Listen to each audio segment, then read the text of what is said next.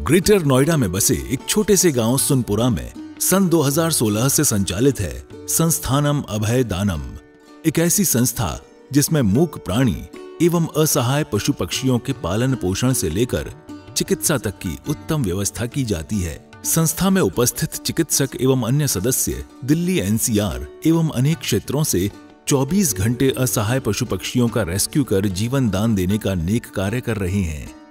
संस्था में ज्ञान दानम गुरुकुल भी चलाया जा रहा है, जहां छोटे बच्चों को लौकिक शिक्षा के साथ जैन धर्म एवं जीवन उपयोगी संस्कार भी दिए जा रहे हैं। शिक्षा ही नहीं बल्कि बच्चों के रहने एवं खाने की भी निःशुल्क व्यवस्था की जाती है। इनके साथ ही संस्थान में औषधानम आयुर्वेदिक एवं प्राकृतिक चिकित्सा केंद्र में चिकित्सकों के परामर्श से लोगों का उपचार निःशुल्क किया जाता है। संस्था में हथकरघा एवं हस्तशिल्प प्रशिक्षण केंद्र भी संचालित है, जिसमें युवाओं को विभिन्न कलाओं का निःशुल्क प्रशिक्षण प्रदान किया जा रहा है। सन 2017 में इस परिसर में श्री दिगंबर जैन मंदिर की स्थापना भी की गई, जहां अरिहंतगिरी तमिलनाडु से लाई गई मूलनायक भगवान शांतिनाथ की मनोहारी प्रतिमा लगभग 500 वर्ष प्राचीन है। प्रतिमा इतनी निराली है कि हर कोई इन पर मोहित हो जाता है। मंदिर जी में प्रतिदिन प्रभु का अभिषेक, शांति धारा एवं पूजन होता है। वर्तमान में पशुजन्य दुग्ध पदार्थ क्रूरता मुक्त न होने के कारण यहाँ अभिषेक हेतु वनस्पति जन्य विकल्पों जैसे कि नारियल जल, पुष्प एवं फलों के रसों का प्रयोग किया जाता है। क्षेत्र पर हस्तलिखित पांडुलिपि संग्रहालय, जैन वीगन ऑर्गेनिक भोजनालय, गुरुकुल निर्माण का कार्य निरंतर चल रहा है। यदि आप भी ऐसे मनमोहक स्थान संस्थानम अभयदानम के किसी भी कार्य एवं क्षेत्र में सहयोग देना चाहते हैं तो संपर्क करें 9868356946 9329322040। आचार्य श्री उमा स्वामी विरचित तत्वार्थ सूत्र पाठशाला। मंगल आशीर्वाद परम पूज्य आचार्य श्री 108 श्रुत सागर जी महाराज, परम पूज्य आचार्य श्री 108 प्रमुख सागर जी महाराज।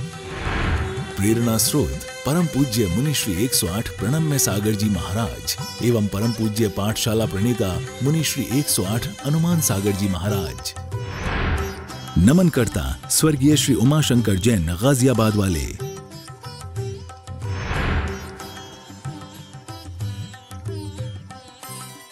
जय बोलिए महावीर भगवान की, जय बोलिए अनंतानंत सिद्ध परमेष्ठी भगवानों की, जय बोलिए आचार्य भगवान श्री उमा स्वामी जी महाराज की, जय बोलिए प्रथमाचार्य श्री चारित्र चक्रवर्ती शांति सागर जी महाराज की। सभी को जय जिनेन्द्र। हम लोग आचार्य उमा स्वामी द्वारा रचित तत्वार्थ सूत्र ग्रंथ का स्वाध्याय कर रहे हैं। अब तक हमारी 19 कक्षाएं हो चुकी हैं। आज आप लोगों की 20वीं कक्षा है। दूसरा अध्याय हमारा चल रहा है। दूसरे अध्याय में जो 7 तत्वों में पहला तत्व था जीव तत्व, उसका वर्णन है। मुख्य रूप से जीव के भावों का वर्णन किया गया है।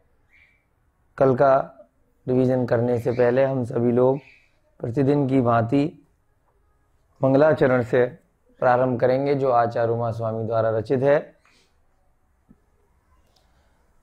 मोक्ष मार्गस्य नेतारम वेतारम कर्म भूभृताम ज्ञातारम विश्व तत्वानाम वंदे तद्गुणलब्धये, वंदे तद्गुणलब्धये, वंदे तद्गुणलब्धये। हमारा तीसरा सूत्र कल चल रहा था। से प्रारंभ करने से पहले जैसे हमने पहले अध्याय में सभी सूत्रों को याद करने का अभ्यास किया था, तो पहले सूत्र का, दूसरे सूत्र का और तीसरे सूत्र का वाचन करेंगे। उसके बाद जल्दी से हमने कल की कक्षा में जो सीखा था उसको रिवाइज करेंगे। पहला सूत्र है औपशमिक छायकौ भावौ मिश्रस्य जीवस्य स्वतत्व मौदयिक पारिणामिकौ च द्विनवाष्टादशैकविंशति त्रिभेदा यथाक्रमम् सम्यक्त्व चारित्रे। अभी तक हमारा यही तीसरा सूत्र चल रहा है, सम्यक्त्व चारित्रे। पहले सूत्र में हमने परसों की कक्षा में बेसिक सीखा था कि जीव के 5 प्रकार के भाव हो सकते हैं और जीव के अलावा जो अन्य द्रव हैं उनके 2 भाव हो सकते हैं।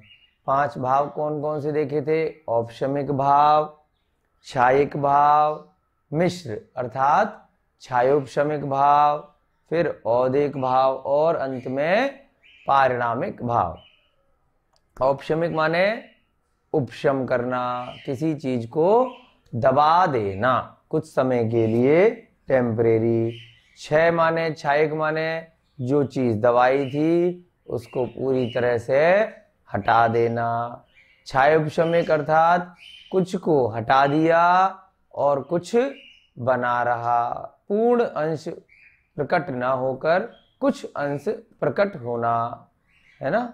उसके बाद औदिक, कर्मों का उदय आना या फिर किसी भी चीज का बनना, उदय आना, है ना, निर्माण होना, जो पहले कर्म किए थे उसका फल आना, विपाक आना।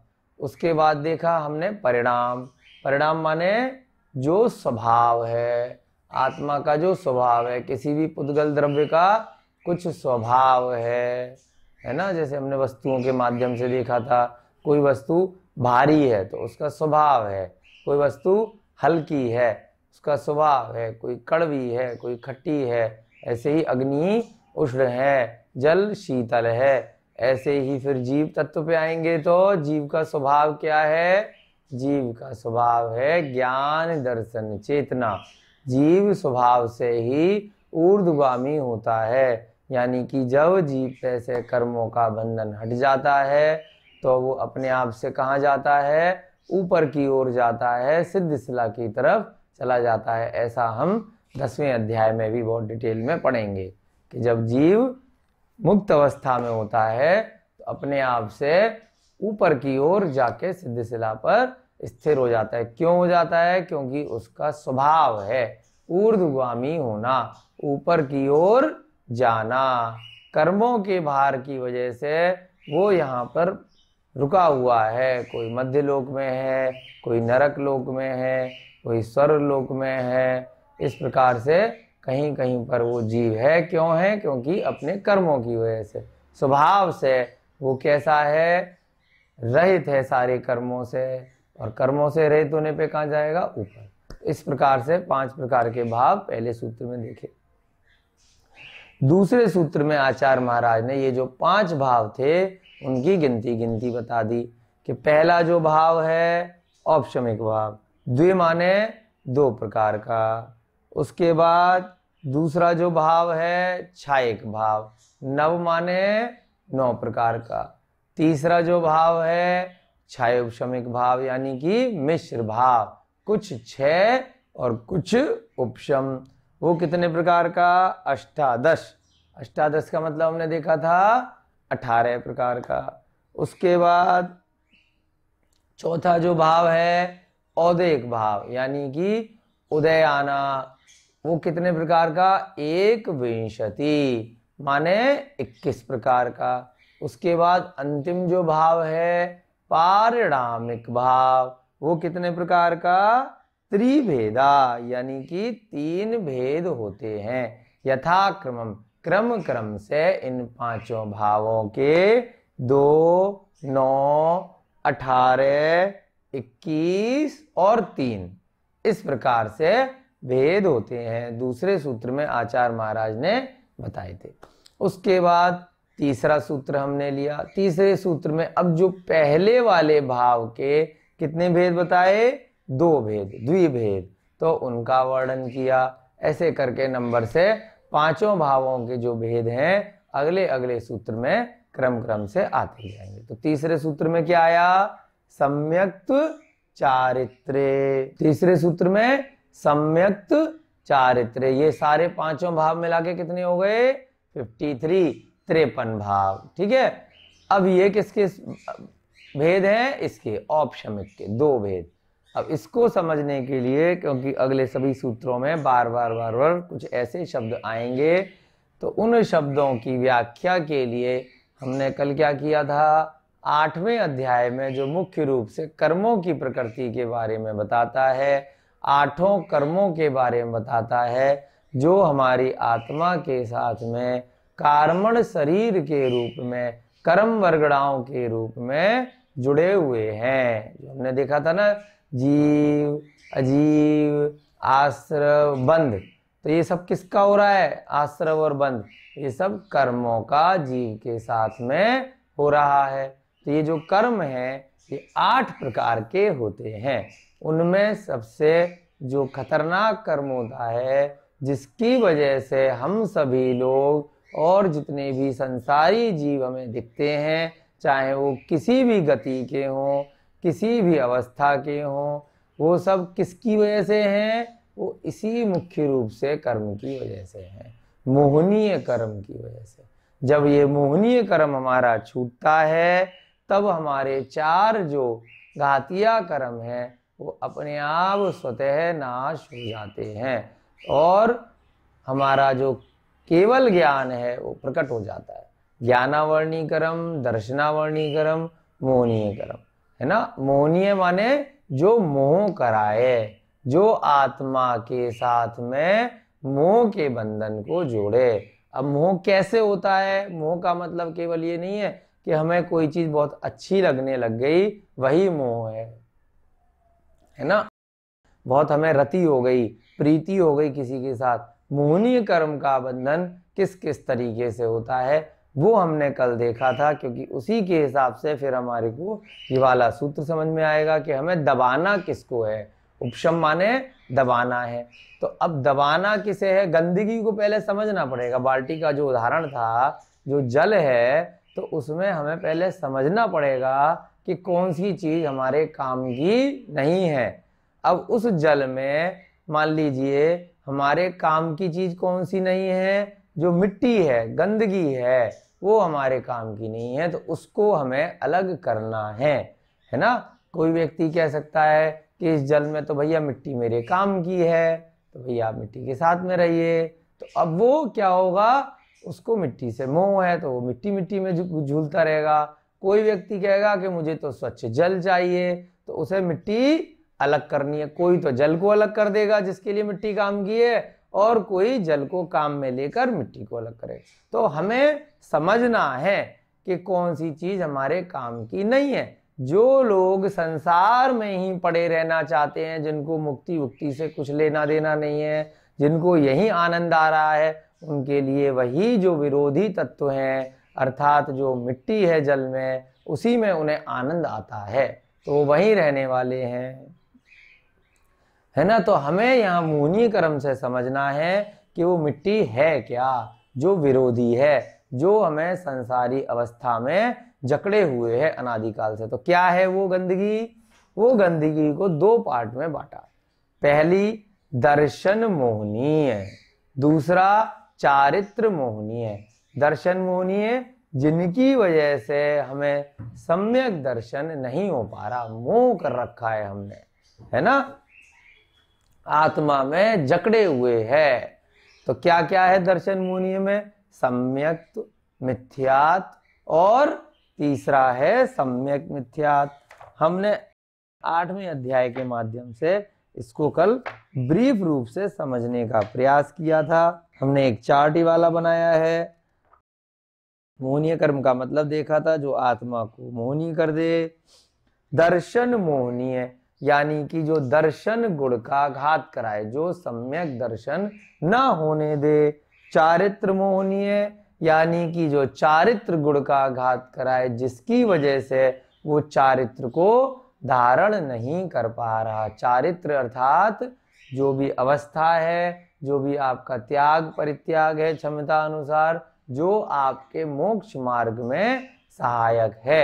एक देश चारित्र हो सकता है और सकल चारित्र हो सकता है, यानी कि आत्माधारी श्रावक बन सकते हैं, या फिर आप है ना दिगंबरत्व को अपना सकते हैं। जो चारित्र को ना होने दे वो चारित्र मोहनी है, जो दर्शन को ना होने दे वो दर्शन मोहनी है। अधिकांश जीव यहीं फंसे रहते हैं जो सम्यक दर्शन की भी प्राप्ति नहीं कर पाते। फिर हमने इसमें देखा था चारित्र मोहिनी के भेद देखे, और यहाँ पर हमने दर्शन मोहिनी के 3 भेद देखे। सम्यक्त प्रकृति यानी कि ऐसी प्रकृति जिसकी वजह से दर्शन नहीं हो पा रहा, सम्यक्त गुण का घात कराए, यानी कि पूरी तरह से नष्ट नहीं कर रहा, सम्यक दर्शन को पूरी तरह से नष्ट नहीं कर रहा है, परंतु उसमें श्रद्धान नहीं है, उसमें दोष लगाता है।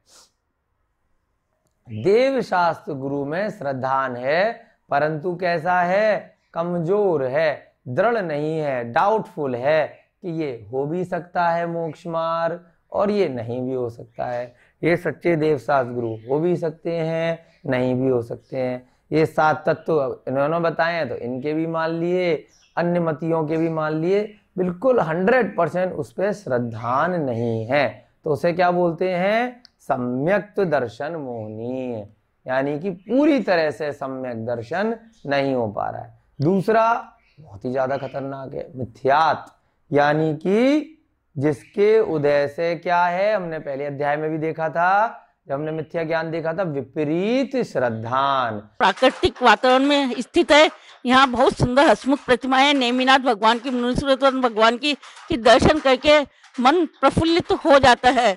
यहाँ पे गौशाला चल रही है, पशु पक्षियों के लिए प्राकृतिक वातावरण है और खाने की भी यहाँ उत्तम व्यवस्था है। बहुत ही अच्छा लगा, बार बार आने का मन कर रहा है। तीर्थंकर लेनी आना चाहिए, सभी जैन बंधु यहाँ पधारे और दर्शन करके अपने आप को कृतार्थ माने, धन्य माने। नदी के अंदर से ये प्रतिमा निकली है, ये पूरा मंदिर नदी में से निकला है। आप सभी को यहाँ के दर्शन करने चाहिए और जरूर से आना चाहिए। यहाँ पे गौशाला और हथकरघा का काम भी चलता है और बहुत ही अतिशयकारी प्रतिमा है, बहुत ही सुंदर, जिसको देखते ही मन ऐसा करता है कि बार बार यहाँ मंदिर आए और बार बार दर्शन करें। प्रतिमा इतनी अतिशयकारी है कि दोबारा वापस मंदिर फिर दर्शन करने आए हम लोग। आचार्य श्री उमा स्वामी विरचित तत्वार्थ सूत्र पाठशाला। मंगल आशीर्वाद परम पूज्य आचार्य श्री 108 श्रुत सागर जी महाराज, परम पूज्य आचार्य श्री 108 प्रमुख सागर जी महाराज। प्रेरणा स्रोत परम पूज्य मुनि श्री 108 प्रणम्य सागर जी महाराज एवं परम पूज्य पाठशाला प्रणेता मुनि श्री 108 हनुमान सागर जी महाराज। नमन करता स्वर्गीय श्री उमाशंकर जैन गाजियाबाद वाले। प्रायोजक ज्ञान दानम गुरुकुल।